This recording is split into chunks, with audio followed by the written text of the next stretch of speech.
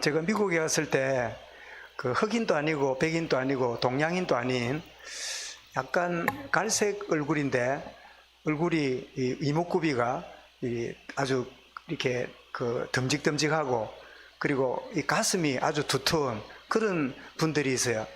그분들을 두고 뭐라고 하는가 하면 인디안이라 그래요. 인디안. 옛날에 아파치 뭐 그런 이죠. 그럼 여러분 인디안이란 말은 무슨 말이죠? 인도 사람이라 뜻이에요. 인도 사람. 근데 인도 사람들은 이렇게 코가 좀 길고 얼굴이 까매서 인도 사람이 따로 있거든요. 근데 미국 안에 흑인도 아니고 백인도 아니고 아시아, 인도인도 아닌 인디안이라는 게 있어요. 그게 어디서 지어진 말인지 아시죠? 콜럼버스가 신대륙을 발견하려고 이렇게 갔다가 도착한 자기가 발견한 땅이 아메리카, 미국이잖아요. 북아메리카였는데, 근데 자기는 죽을 때까지 아메리카인 줄 모르고 그게 인도인 줄 알았어요. 인도. 자기는 인도에 도착했다고 생각하고 거기 있는 사람을 보고 인디안이라고 불렀는데, 지금까지 미국에 있는 미국 원주민들을 보고 인디안이라 그렇게 부르고 있는 슬픈 역사가 거기 담긴 단어예요. 그런데 왜 콜럼버스가 미국을 찾아가놓고 왜 자기는 죽을 때까지 거길 인도라고 생각하고 있었는가? 그 이유가 있어요. 그 이유는 그 당시에 이탈리아 천문학자였던 파올로 토스카넬리라는 사람이 만든 지도가 아메리카는 지도에 없었어요. 아예 자기들 생각이 없다 보니까 그래서 인도를 간다고 갔는 곳이 그것이 아메리카인 줄 모르고 미국인 줄 모르고 그게 인도인 줄 알고 인디안이라 그렇게 불렀다는 거예요. 여러분 지도를 잘못 가지면 약도를 잘못 가지면 아무리 열심히 가도 어떻게 해요? 틀린 데를 찾아갑니다. 여러분 인생도 다들 자기도 모르는 약도를 가지고 살아가요. 세 종류의 약도를 갖고 살아가는데요. 첫 번째는 자기 받은 지식과 배운 지식과 경험을 의지하고 약도인 줄 알고 가지고 살아가는 인생이 있는가 하면 어떤 사람은 그냥 변화무쌍한 문화에 영향을 받고 막 그냥 이것 해야 되는갑다 저거 해야 되는갑다 중심도 없이 늘 따라다니는 문화에 그냥 이 영향을 받아서 뭐 이런 뉴스를 들으면 이런갑다 싶고 저 사람 말 들으면 저런갑다 싶고 막 우왕좌왕하며 살아가는 그런 약도를 가진 사람도 있는가 하면 변함없는 하나님의 말씀을 언약으로 붙잡고 살아가는 소수의 사람들이 있어요. 여러분의 인생 약도는 뭡니까? 여러분의 지식과 경험입니까? 아니면 변화무쌍한 문화를 따라가고 있는 겁니까? 아니면 절대 진리되는 하나님 말씀을 나의 인생의 약도로 알고 나아가는 그런 인생이 있습니까?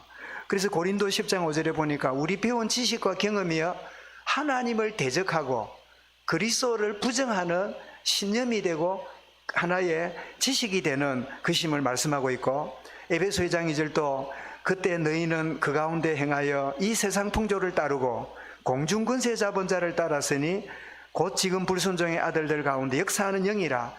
에베소 4장 14절에도 사람의 속임수와 간사한 유혹에 빠져 온갖 교훈의 풍조에 밀려 요동하지 않게 하려 함이라.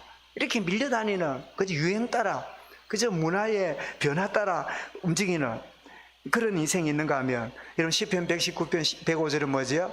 주의 말씀은 내 발의 등이요 내 길의 빛입니다. 이 어두운 세상 속에 영원한 하나님 말씀의 약속을 그래서 바울은 살아왔던 인생은 그리스도 만나기 전에는 어떤 약도를 가졌지요? 1번을 가졌잖아요. 율법 지식, 자기 경험 이거 붙잡고 교회를 핍박하다가 부활의 주님 만난 다음에 그의 인생의 약도가 바뀌었어요. 그게 뭐였지요? 빌립보 3장 8절에 뭐라고 고백합니까? 내 주 그리스도 아는 지식이 너무 고상해서 다른 것을 배설물 여기노라. 진짜 변치 않는 것들을 붙잡은 그 인생 약도를 붙잡은 바울의 고백이지요.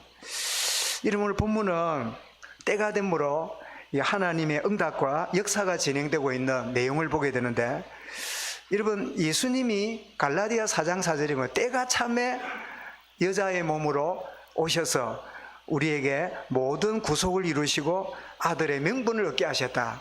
자, 때가 참에 그리스도 오신 것처럼 또 응답의 날인 오순절 날이 되었을 때 하나님의 성령이 임하고 있는, 그래서 무신고가 아니라 하나님의 정확한 때에 그리스도가 오셨고 하나님의 정확한 날에 성령이 오심을 말씀하고 있는데, 오늘 예배하는 시간이 주의 성령이 충만한 시간이 될 수 있기를 주의 이름으로 축원합니다. 하나님이 약속대로 일을 해가시는, 그런데 오시는데 뭐라고요? 강한 바람과처럼, 그리고 뭐라고요? 불의 혀처럼 모든 각각에게 임하는, 이런 강한 바람은 구약에 보면 하나님이 임재할 때 강한 바람, 폭풍, 지진 이런 것들이 막 동반되는 것을 우리에게 잘 보여주고 있죠. 그러면 강한 바람이란 말은 뭐죠? 사도들이 일으킨 부채바람도 아니고 누가 막 커튼 열어가지고 이 들어오는 창문에서 날라오는 자연바람도 아니라 위로부터 주시는 하나님의 능력의 역사를 말하는 거예요. 그리고 불의 혀가 뭐지요? 불덩거리가 아니라 불의 혀니까 갈라졌단 말이죠. 누구에게요? 각자에게 임했다는 말이에요. 여러분, 주의 성령이 각자에게 임할 수 있기를 바랍니다. 이런 임하는 축복을 누리는데, 오늘 이 본문에 보니까 이 세 종류의 사람이 나옵니다. 하나는 여러분 성령의 임하심을 기다리는 사람들을 보게 되죠. 그들은 누굽니까? 여호엘 선지자가 예언한 말세의 남종과 여종에게 성령을 물붓듯이 부어주리라, 이 약속을 붙잡은, 그리고 세례 요한이 나는 물로 세례를 주지만 내 뒤에 오시는 분은 불과 이제 성령으로 세례를 줄 것이다, 그 약속을 붙잡았던, 그리고 주님이 주신 약속을 그들은 붙잡았기 때문에 주님 오심, 성령이 임하심을 기다리는 그런 자리에 있는 거예요.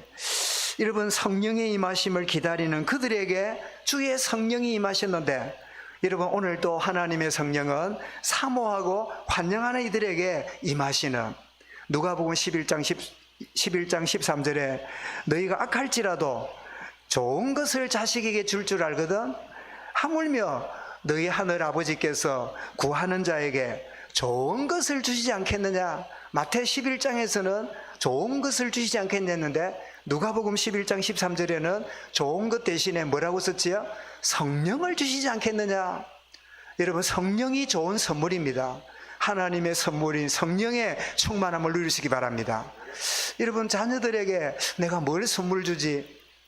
뭐 명절 되면 내가 자녀들에게 용돈을 얼마나 줘야 되지? 뭐 이런 생각 이전에, 주여 하나님 자녀, 우리 자녀에게 성령의 선물이 임하기를 원합니다. 여러분, 그렇게 기도하시기 바랍니다. 아무리 몇 천만 원을 선물로 준다 할지라도 하나님의 영이 없는 선물이면 그 선물은 자녀를 망하게 하는 거예요.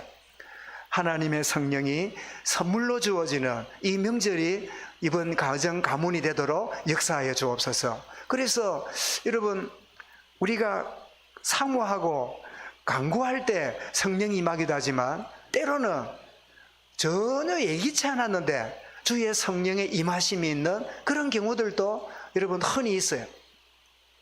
가끔 말씀드렸죠. 제가 군 제대를 하고 이제 복학을 앞두고 있는 중에 그 이상하게 여의치 않게 해가지고 그 저희 아버님 나가는 교회가 이제 개척이 되어서 그 아버님 중심으로 개척이 된 교회에 제가 좀 섬겼는데, 거기 학생들이 한 20명, 한 25명, 한 30명 가량 되었어요. 중고등학생들이. 그걸 지도하고 있는데, 그 아이들에게 좀 기도 훈련을 좀 가르쳐야 되겠다 하고는, 어른들은 금요일 날 모이고 토요일 날 저녁에 모여서 한번 기도하자, 이렇게 이제 해서 모였어요. 그래서 모여서 찬송하고 기도 제목 주고, 찬송하고 기도 제목 주고, 그때는 좀 복음이 희미하니까 회개를 많이 강조했지요. 우리 하나님께 회개하자, 우리가 지은 죄를 회개해야 된다, 좀 그래서 이제 기도하고, 그래서 이제 기도 제목 주고 기도하고 이러는데, 그러면 이제 제목 주고 나서 기도하면 대부분 보면 기도 조금 하다 보면 기도가 좀 줄어들잖아요. 그러면 이제 찬송도 부르고 이러는데, 한 두세 번 기도 제목을 주고 찬송을 이제 기도를 하고 나면 이제 기도가 줄어들 거 아니에요. 그런데 이게 웬일입니까? 20-30명이 모여서 기도하는데 기도가 더 뜨거워지는 거예요. 내가 그래서 막 이거를 종을 두드리면서 막 이렇게 진정시키는데도 이 진정이 안 돼요. 그래가지고 막 기도 인도하는 내가 좀 당황스러울 만큼 이게 통제가 안 돼요. 그래서 저는 퍼뜩 생각해, 언젠가 내게 개인적으로 임하신 하나님의 성령 역사가 이 시대에 우리 학생들에게 이렇게 임하시는구나. 그러면서 뭐 내버려 두고 저는 저대로 기도하고 있었더니, 말씀드렸지요. 그 당시 그 건물이 개척교회니까 요 상가 모퉁이에 있는 그런 건물이니까 한 6, 70명 앉으면 될 만한, 우리 교회 한 4분의 1만한 그런 자그마한 이 공간이에요. 그리고 이제 그 바깥 창문은 그 차가 다니는 길가고, 그러니까 이 기도하고 있으니까 갑자기 막 문을 두드리는 소리 나를 열었더니 경찰이 와서 경찰이. 그래, 경찰이 왜 왔냐니까, 지금 여기 뭐 하고 있냐고. 그래, 우리 기도하고 있다니까. 이 동네 사람들이 지금 고소가 돌아가지고 지금 시간이 11시가 되고 12시가 돼 가는데 왜 막 그 건물에 모여가지고 막 소리를 지르고 있으니까 이 사람들이 막 무슨 폭행이 있거나 무슨 이상한 사건이 벌어진 줄 알고 신고가 달았다는 거예요. 그때서 아이들이 그 소리를 듣고는 좀 잠잠해지면서, 그런데 그 이후로 그런 일이 벌어졌냐 하면 제 기억이 잘 없어요. 그리고 그 뒤로는 그 아이들이 제가 군생활 마치고 올 때가 20대 중반이고 걔들이 10대니까 뭐 지금 한 50대나 뭐 50 중반이나 그때쯤 돼서 각각 자기 교회에 흩어져서 지금 섬기고 중직자로 섬기고 있겠지요. 아마 기억하기를, 그때 하나님이 마시는 성령의 그 불을 경험하고 그들의 생애에 굉장히 소중한 그런 역할을 했지 않겠냐. 뭐 연락처도 없고 뭐 내가 알아볼 일도 없지만 뭐 천국 가면 만나서 그런 이야기도 하겠지. 여러분, 성령은 사모하고 환영하는 자에게도 임하시지만 하나님의 성령이 임하는 그 시간에 그 자리에 있기만 해도 하나님의 성령의 역사가 임하게 되는 거예요. 여러분이 깨어서 기도하는 한두 명이 있다면 이 교회 분위기는 달라질 거고, 예배하는 여러분이 영적으로 깨어있다면 여러분 외에 나머지에게도 성령의 임하심이 함께 공유되는 축복을 누리게 될 줄 믿으시기 바랍니다. 여러분 가문에 여러분 홀로 믿음 지키는 외로움의 시간이 있을지라도 여러분이 주님 앞에 무릎을 꿇고 마음을 다하여 주님 바라보게 될 때 예기치 않는 우리 이번의 명절 안에 하나님의 영이 임하는 생명의 역사가 일어나는, 참 불신자가 주께로 돌아오는 구원 역사가 일어나는, 모든 여전 가문을 묶고 있는 어둠의 영이 다 떠나가는 하나님 역사가 여러분이 기대하든 기대하지 않든 임하는 축복이 있기를 간절히 바랍니다. 그런가 하면 두 번째로, 여러분 성령이 임함을 보고 이야 정말 요엘에게 약속을 하고 또 그렇게 짐작만 했는데 갑절의 영감을 구했던 엘리사에게 임했던 그 성령이 이들에게 임했구나. 내가 부르짖지는 않을지라도 그렇게 해야 될 사람들이 오히려 소동하고 이 성령 충만한 거를 뭐에 취했다고요? 술 취한 자로, 술에 취한 자로 비난하는 이런 어리석은 모습을 보여주는데, 이들이 누굽니까? 오늘 여러분 한번 5절을 보십시오. 이들이 누구라고요? 그때에 경건한 유대인들이 천하 각국으로부터 이 오순절 지킨다고 예루살렘에 15개 나라 이상의 많은 유대인으로서 외국에 살고 있던 사람이 세 번 절기를 지키라는 말씀을 쫓아서 지금 오순절 모여왔잖아요. 모여와 있는데 이 성령 임하심을 보고 뭐라고 말해요? 술 취했다고. 아니, 모양은 무슨 사람이에요? 경건한 사람이에요. 모양은 뭐예요?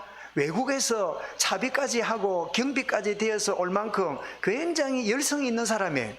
종교적인 뜨거움이 있는 사람이에요. 그런데 뭐에 어두워요? 영이 어두워요.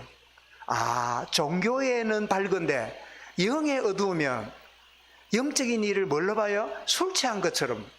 여러분, 술 취했다 이 말은, 술 취했다는 이 말의 뜻 말고 의미하는 게 뭐지요? 아이고 저거 술 취했는갑다. 뭐 할 때 이런 말 합니까? 쓸데없는 말, 정신없는 짓, 뭔가 이 경우에 없는 말을 하거나 이러면 술 취했는갑다. 니 왜 이러는데 술 취했나? 뭐 이렇게 말을 좀 엉뚱하게 할 때, 그렇게 비난할 때 쓰는 말이 술 취했냐 이래 말하잖아요. 그러니까 이 경건한 사람들이 이 성령의 역사하심에 이렇게 주의할 줄 모르고 술 취했다고. 이 말은 이런 평소에 뭐에 관심이 없단 말입니까? 하나님의 성령 역사에 관심이 없어요. 자기들이 정해놓은 규칙대로 종교생활하고 자기들이 정해놓은 이 경건 생활에 그저 다 하고 나면, 야, 오늘 요번에 오순절 잘 지켰다. 자, 우리 고향으로 돌아가자. 그런 의무적인 종교적인 그런 데 묶여있는 자들을 우리에게서 쉽게 짐작할 수 있죠. 이들이 누굽니까? 술 취했다고 해야죠. 왜 이렇게 술 취했다고 말합니까? 자신의 지식과 경험의 틀에 묶였기 때문에. 여러분, 하나님의 영의 역사를 내 지식과 경험으로 보려고 그러면 이 전부 다 우습게 보여요. 여러분, 엘리사가 그 엘리야를 끝까지 따라가서 갑절의 영감을 달라고 구했잖아요. 그래서 하나님이 그 엘리야에게 허락하신 그 하나님의 영이 엘리사에게 임하게 되므로 엘리사가 이제 그 겉옷을 던지고 이제 요단을 가르고 이러면서 이제 갑절의 영감을 받아서 돌아오잖아요. 돌아올 때 그때 베델에, 요단에, 길갈에 머물렀던 그 선지 생도들이 그 엘리사가 갑절의 영감을 받은 줄 알고 생도들이 어떻게 합니까? 다 무릎을 꿇습니다. 이야, 이제 영적 지도자인 줄 알고 무릎을 꿇고 환영합니다. 리더자로 받아들인 거죠. 그런데 거기 있는 생도들이 뭐라고 말합니까? 그 다음이 문제예요. 생도들이 뭐라 말하죠? 선생님이 해리바람 타고 올라가다가 어디 시체가 떨어질 것 같다니까 그 시체를 찾아와야 되지 않느냐고 그렇게 말합니다. 여러분, 그 말씀 기억나시죠? 기억 안 나면 회개하세요. 성경을 읽어야지. 성경에 보면 그 말이 나와요. 분명히 하늘로 들러 올라가다가 시체가 어디 골짜기나 어디 떨어져 있을 거니까 그거 주워와야 된다고 그렇게 이야기를 합니다. 그러니까 엘리사가 그래 말하는 생도를 보고 뭐라고요? 부끄러울 만큼 쳐다봤다 그랬어요. 그래 말하는 사람을 쳐다보는 거예요. 무슨 뜻일까요? 이 어리석은 인간아, 하나님이 회리바람으로 데려가실 수 있는 건데 그럴 리가 없다는 거야. 그럴 리가 없다는 거야. 분명히 어디 시체가 땅에 떨어질 거니까 그 거두 가지고 어떻게 해야 되지 않느냐고 라고 말하는 동료 선지자들의 모습이 나와요. 겉으로는 선지자고 그리고 오바다의 보호 속에 이렇게 지켜졌던 그들이 이 바로 선지 생도들 아닙니까? 근데 실상을 보니까 그 엘리야가 하늘로 올라가다가 분명히 땅에 떨어져서 있을 거니까 시체 그대로 가야 된다고. 그래서 부끄러울 만큼 쳐다보다가 그래서 엘리사가 답답하니까 뭐라고 말합니까? 그러면 가서 한번 찾아보라고. 그러면 엘리야의 시체가 광야에 떨어졌는가 한번 찾아보라고 허용을 합니다. 허용을 하고 보냈더니 어떻게 됐을까요? 없던데요 하고 다시 돌아와요. 여러분, 자신의 경험, 지식, 틀에 묶여놓으면 하나님의 여러분 초월적인 역사가 안 믿어지는 거야. 하나님의 초월적인 역사가 안 믿어진다. 여러분 물어보겠습니다. 자, 이런 사람이 열심히 기도하면 무슨 기도하고 있을까요? 자기 지식과 틀에 매인 기도하겠지요. 그죠?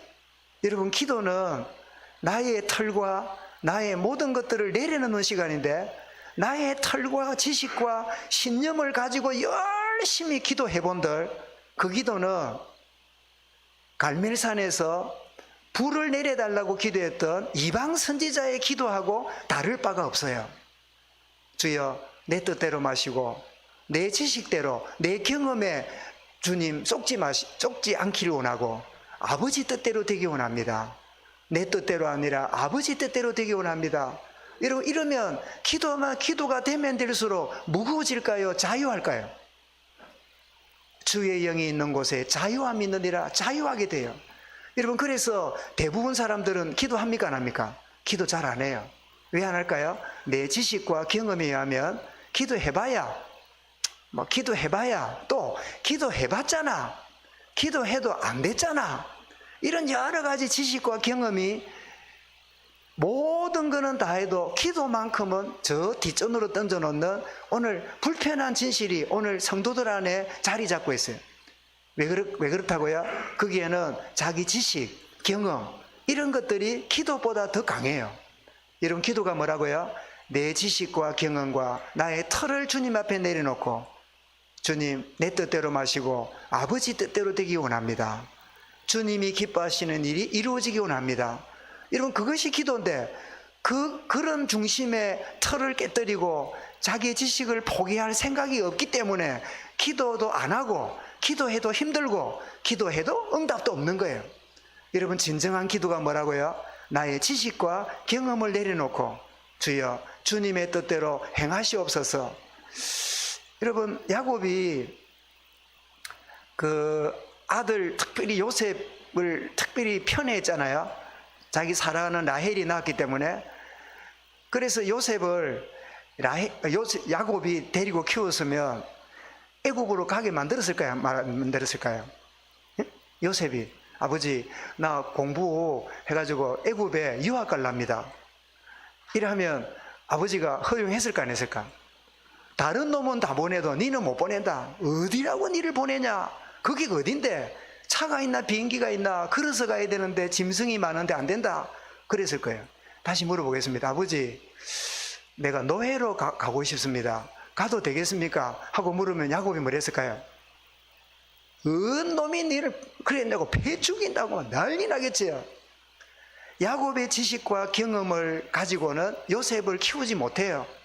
그래서 하나님은 야곱이 아예 눈치도 못 채도록 그 아들들을 협작군을 만들어 가지고 그래가지고 애굽으로 탁 보내는 일을 이렇게 가시는데, 애굽에 있는 요셉을 만나기 전에 야곱은 무슨 생각했어요? 죽었거나 실종된 걸로 생각하고 내려놓고 있었어요. 여러분, 이게 야곱에게 뭐였지요? 야곱에게 인생 큰 비극이었다. 1번, 이것이 야곱에게 큰 하나님의 응답이었다. 2번, 물어보겠습니다. 비극입니까? 응답입니까? 응답이에요. 여러분, 때때로 여러분, 내 지식대로 경험대로 기도하면요, 기도 응답이 안 돼요. 해도 안 된다는 절망이 찾아와요. 때로는 차라리 기도 안 하는 게 낫겠네, 이렇게 할 만큼 여러분 좌절을 느껴요. 그 좌절과 그 모든 이 불편함은 뭐지요?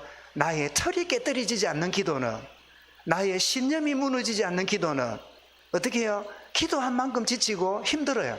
그래 주변 사람 이랍니다.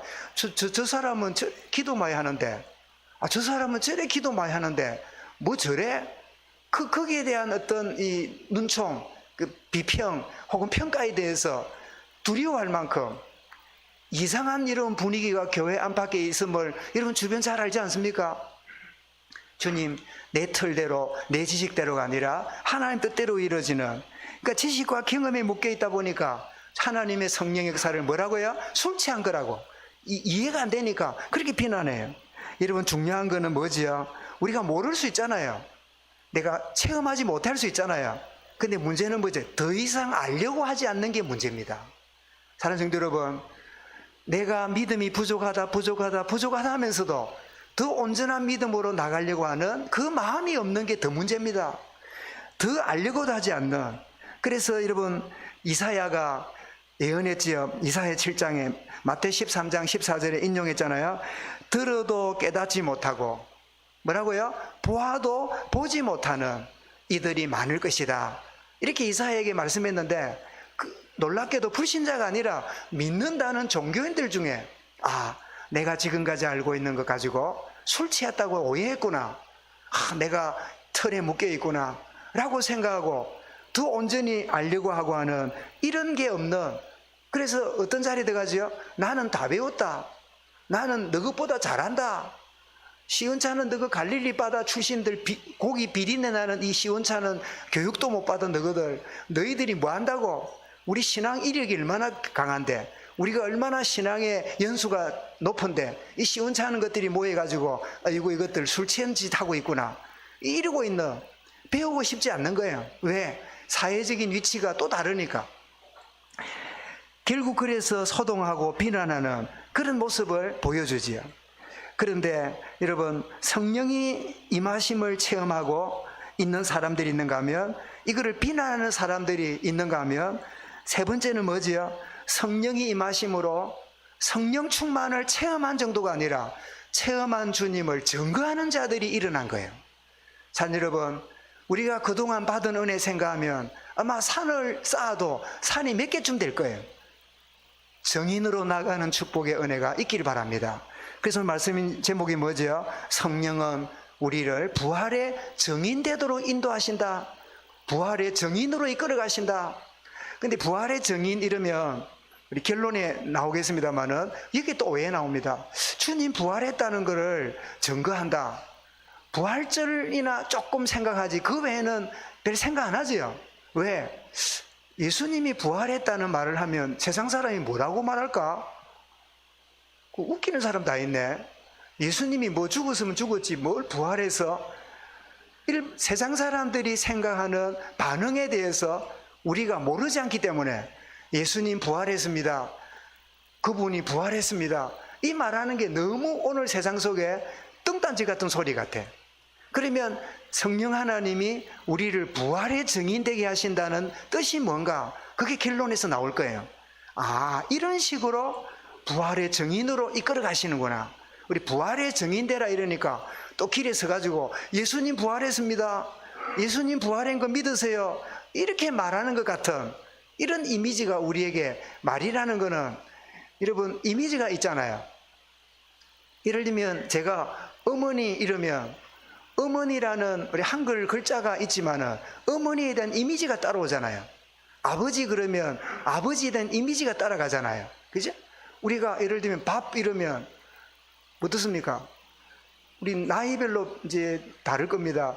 여러분 밥 이러면 에이 맨날 먹는 거 이런 이미지 가진 사람이 있는가 하면 밥 그래 죽을 때까지 먹어도 좋지 뭐 이런 이미지 가진 사람이 있는가 하면 패스트푸드 좋아하는 애들은 밥 빵 주지 에이 기긋지긋한 안 먹으면 안 되는 어무방어전 하듯이 먹어줘야 되는 거 밥이지 뭐 이렇게 하듯이 각자 이미지를 갖고 있잖아요. 부활의 주님을 증거한다니까 우리도 모르게 길에 서가지고 부활의 증거한다고 사무실에서 김군 예수님 부활한 게 믿어 이렇게 말하는 것 같은 이미지를 가졌는데 우리도 모르는 생각인데 결론에서 나오겠습니다만은 어쨌든 임하신 성령은 정인되게 만드시는데 여러분 15개 나라에서 종교 행사를 위해서 모여든 사람들이 모여들었습니다. 그런데 놀랍게도 15개 나라 사람들이 각자 그 나라마다 쓰는 언어가 있잖아요. 로마, 뭐 라틴어, 뭐 아라비아어 막 이 언어가 있잖아요. 그런데 오늘 보니까 베드로만 일어난 게 아니라 12명이 다 일어났습니다. 12사도가 다 일어났어요.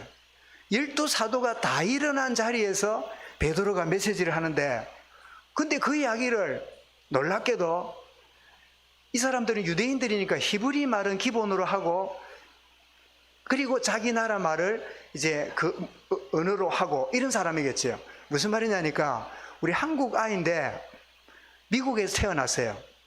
그러면 한국 아이니까 무슨 말 배울까요? 집에서 한국말을 배워요. 엄마, 아빠, 밥 먹었다 뭐 이런 기초적인 말이라도 한국 부모는 한국 아이들에게 말을 가르쳐요. 그런데 학교 가면 뭐 써요? 영어를 쓰지요. 그래서 점점 한국말은 아이처럼 이렇게 쓰고 영어를 모국어처럼 쓰고 이게 한국 우리 2세들의 모습이에요. 그럼 일본 애들 어떨까요? 한국말도 하고 일본말도 하겠지요. 영국 교포는요 한국말도 하고 영국말도 하고 영국말, 미국말 뭐 우리 똑같은 것 같아도 미국식 발음하고 영국식 발음이 다른 거 알지요? 어쨌든 간에 15개 나라 사람들이 각자 나라에서 이렇게 지내왔는데 또 갈릴리 사람들이 하는 말이 외국어를 하는 거예요. 외국어를. 응? 외국어를 하는 거예요. 그러면 외국어를 했는데 한 명이 이렇게 베드로가 혼자서 막 메시지를 전했다면 그 한 말이 15개 나라 사람들이 동시에 번역되듯이 들려졌단 말이 되겠고 12명이 서가지고 군데군데에서 말했다면 그 12명의 말을 듣고 자기 나라 말로 다르단 말인데 어쨌든 간에 이 모든 일이 누구 역사예요? 하나님의 성령의 창조적 역사예요. 그런데 여러분 언제 언어가 혼잡해졌습니까? 언제 우리 인류에게 언어가 혼잡해졌지요? 바벨탑 사건이지요. 바벨탑 사건으로 언어가 분리되었고 분리된 가운데 흩어져 살았는데 하나님의 창조 역사에 임하니까 분리된 모든 것들이 하나 되는 거예요. 여러분, 하나님의 성령이 임할 때 하나 됩니다. 성령이 임할 때 집안이 하나가 돼요. 성령이 임할 때 모든 것이 다 깨뜨려지고 하나 돼요. 아무리 여러분 상담을 하고 아무리 여러분 위로하려고 하고 아무리 마음을 구슬려도 하나 안 돼요. 하나님의 영이 임하게 돼요. 여러분, 가정이 치유되기를 바랍니다. 관계가 회복되기를 바랍니다. 하나님의 성령으로. 여러분, 여기에 대한 우리의 마음이 우리에게 있어야 돼요. 아이고 뭐 뻔한 거, 누구 만나면 그런 소리 할 거야. 아이고 누구 만나면 또 그래 할 거야. 나를 쳐다보는 눈이 그런 눈으로 볼 거야. 나는 가고 싶지 않아. 그런 눈으로 쳐다보고 있으니까 속지 마시기 바랍니다. 하나님의 영이 임할 때 모든 것들을 회복하시고 치유하신다. 창조의 능력으로. 그래서 명절이 피곤한 기대가 아니라 여러분, 하나님이 하실 기대를 가지고 명절을 맞이하시기 바랍니다. 전들 왜 이런저런 불편한 그런 마음들이 없겠어요? 근데 하나님이 주시는 이 성령이 하시는 일을 기대를 가지고 만나기도 하고 가기도 하고 오기도 하는 그런 기대 속에서 하나님 역사가 임함을 여러분 체험할 수 있기 바랍니다. 그래서 명절 지나고 나니까 아이고 우리 집안에 누구 때문에 뭐 때문에 불평의 감정이 아니라 이번에 명절이 하나님의 성령으로 말미암아 이런 일이 있었습니다. 이런 회복이 있었습니다. 이런 증거가 있었습니다. 이런 놀라운 새로운 창조의 일이 있었습니다. 감정이 넘쳐나는 교회가 될 수 있기 바랍니다. 우리의 지식과 우리의 경험과 우리의 갖고 있는 편견으로 신념으로는 안 돼요. 하나님의 성령이 임하게 될 때 이 모든 것들을 바꾸시는 것을 보게 되지요. 그냥 한마디 하는데 다 알아듣는 이런 창조의 기적이, 말이 안 통하는, 우리 그러잖아요. 저 사람은 말이 안 통한다고. 말이 안 통한다고. 말이 안 통하는 게 아니죠. 뭐가 안 통할까요? 영이 안 통하는 거예요. 여러분, 영이 통하면 말이 통하고, 말이 통하면 여러분 사람 관계가 다 회복돼요. 이런 축복의 명절이 여러분 될 수 있길 바랍니다. 희한하게 오순절은 우리는 별거 아닌데 유대인들에게는 큰 명절이에요. 세 가지 명절 있잖아요. 오순절, 유월절, 그 다음에 수장절. 이 세 절기는 남자들은 하나님의 전에 항상 나와야 된댔잖아요. 큰 명절인데 하나님이 희한하게도 이 명절 앞에, 이 명절 속에 이 오순절에 성령 역사를 주셨는데 여러분 시간표 속에 응답의 축복이 있기를 바랍니다. 열한 사도 베드로가 일어나서 요엘의 예언대로 되었다. 다윗도 이 부활의 주님을 바라보면서 기뻐하지 않았느냐. 그러면서 자신이 받은 말씀을 증거합니다. 그러면서 그 부활하신 주님이 지금 성령으로 역사하고 있는 거다. 우리가 술 취한 게 아니다. 오전 9시인데 무슨 오전 9시부터 술 먹어 취한 사람이 있겠냐.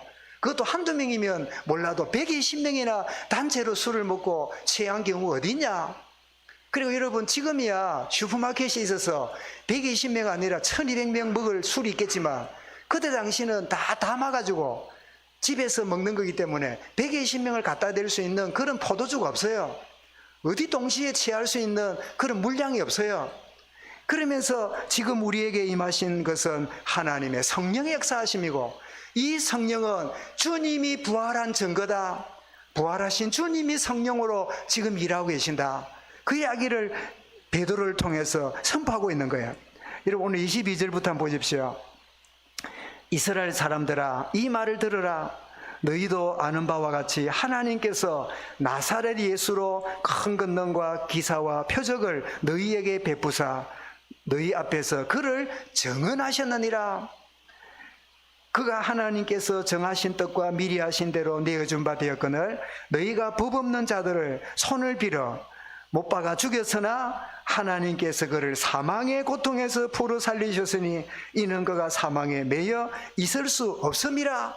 그 부활하신 주님의 영이 지금 이 시간에 역사하고 있는 거다. 그 이야기를 하는 거죠. 그리고 여러분 뒤에 한번 가보십시오.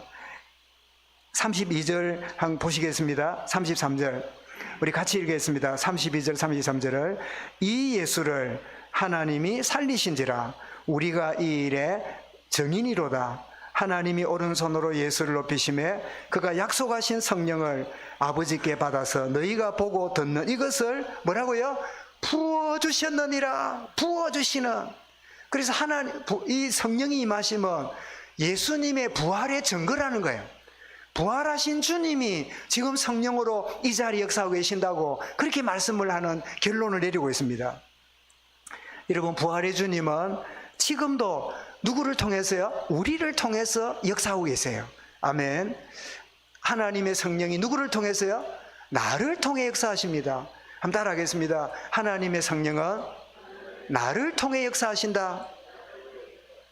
나를 통해 역사하고 있다는 이 사실이요, 여러분이 안 믿어도 분명한 사실이에요. 여러분, 부모님이 존경스럽습니까? 밉습니까?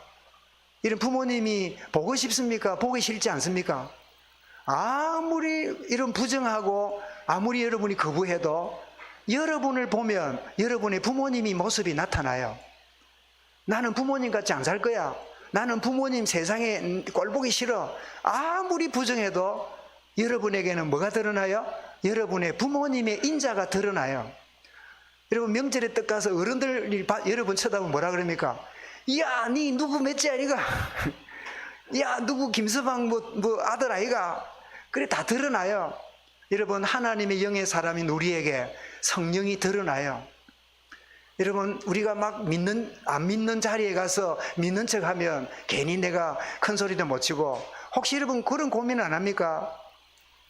내가 예수 믿는 간부인데 예수 믿는 것을 평소에 강조해 놓으면 나중 가서 닥달할 때 예수 믿는 게 저라나 소리 들을까봐 예수 믿는다는 소리를 아예 안 내고 사는 그런 사람들이 많잖아요. 중직자 중에. 응? 좀 나중에 뭘 하고 좀 이럴 때 예수 믿는 사람이 왜 저래? 이럴까 싶어서 아예 내가 믿는다는 표시를 안 내고 사는 그런 경우들이 많잖아요. 그런 국회의원들이 얼마나 많습니까? 그런 국회의원들이 있다 보니까 동성애가 합법적으로 결정되는 이런 비극이 벌어지잖아요. 나중에 들어보니까 안수 집사고, 지금 대통령 여러분 후보로 나온 여당 야당이 보니까 반 이상이 교인이에요. 누구는 안수 집사라 그러고 누구는 장로라 그러고. 그런데 정치계에는 아무 소용이 없어요. 한국교회의 큰 책임이 거기에 있습니다. 믿는 것과 행하는 게 따로라. 이제 저는 막 목사 책임이라 생각해요.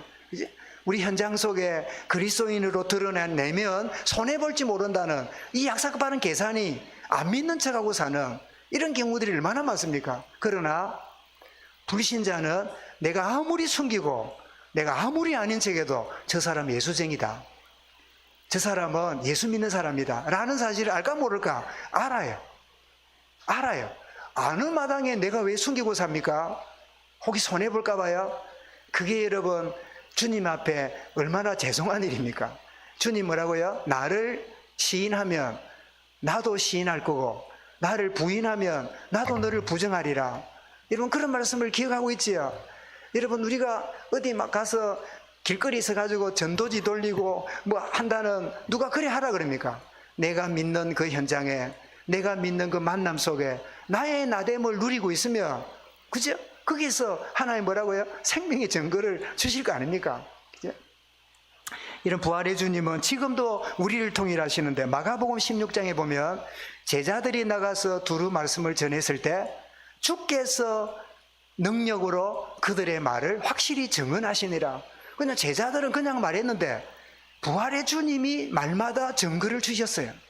여러분의 응답이 이 한 주간에 여러분 생애에 계속되기를 바랍니다.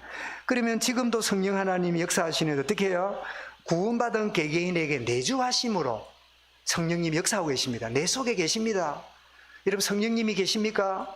여러분 안에 성령 하나님이 내주하고 계십니다. 내주하고 계시기 때문에 지금 역사하고 있는 거예요. 거듭나는 순간에 우리의 성전 삼았지요. 그런가 하면 내 속에서 가만히 계신 게 아니라 역사하는데 깨달음을 주십니다. 깨달음을 주십니다. 요한복음 10장 2절에 생각나게 하고 가르칠 것이라고.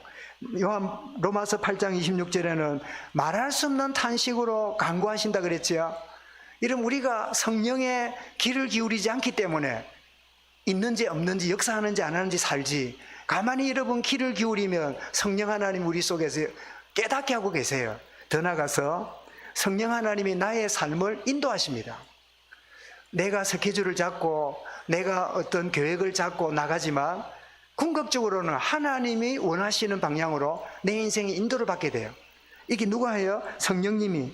요한 16장 13절에 진리의 성령이 오시면 그가 너희를 모든 진리 가운데로 인도하시리라, 행하도록 하시리라, 그 말씀이죠.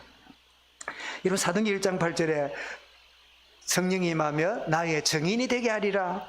여러분, 그래서 8장 39절 40절에 보니까 이런 빌립이 어떻게 해요?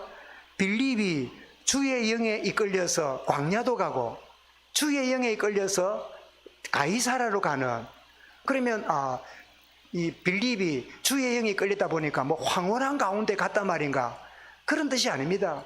성령 하나님이 주시는 그 마음을 아멘하고 쫓아가는 거예요.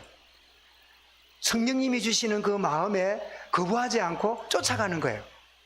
여러분, 우리가 영적으로 깨어있으면 성령 하나님이 우리 마음의 소리를 들려주십니다. 우리 가만히 속사람의 우리 내면에 성령 하나님이 우리에게 소리를 들려주시는데 듣는 훈련을 우리가 잘 못하고 살지요. 기도를 해도 내 소리만 하고 있지 조용히 하나님이 내게 하시는 음성을 듣고자 하는 시간을 잘 안 가지지요. 그래서 우리가 환영하진 않지만 수도사라든지 한 시대에 영성으로 살았던 사람들은 어떤 데는 하루 종일 한마디도 하지 않고 하루 종일 주께서 하시는 말씀을 귀를 기울이고 있는, 경청하는 뭐 그런 시간을 가진다는데 우리하고는 생활 패턴이 안 맞으니까 그럴 수는 없겠지요. 그러나 여러분, 때때로 시간을 좀 낼 수 있다면 가만히 주님이 하시는 것에 귀를 기울이고 주님이 하시는 일에 경청하게 될 때 지금까지 내가 듣지 못하고 알지 못한 것들을 알려주시는 깨달음을 누리게 되겠지요. 여러분, 성령님은 지금 우리를 부활의 증인으로 어떻게 해요? 내주하시면서 어떻게 해요? 깨닫게 하시면서 우리 어떻게 해요? 우리의 삶을 알게 모르게 인도하시면서 증인되게 하십니다. 이 축복 누리는 이 한 주간 명절의 모든 걸음이 되어 주시기를 주의 이름으로 축원합니다. 감사합니다. 주님, 주의 성령이 온전히 오순절날 임하셔서 모든 이에게 바람처럼 불처럼 임하셨고 역사하셨는데 이 축복을 누리며 나아가는 부활의 증인으로 살아가는 우리 모든 성도들, 온 교회가 되도록 인도하여 주옵소서. 예수 그리스도 이름으로 기도드리옵나이다. 주 예수 그리스도의 은혜와 하나님 아버지의 크신 사랑과 성령의 충만하신 역사가 지금도 성령은 우리를 부활의 증인으로 깨닫게 하시며 인도하시며 사용하시는 이 비밀을 모든 만남과 현장과 모든 걸음 속에 체험하게 될 하나님의 모든 사람들과 렘넌트들 위해 이제로부터 영원토록 항상 함께 있을지어다. 아멘.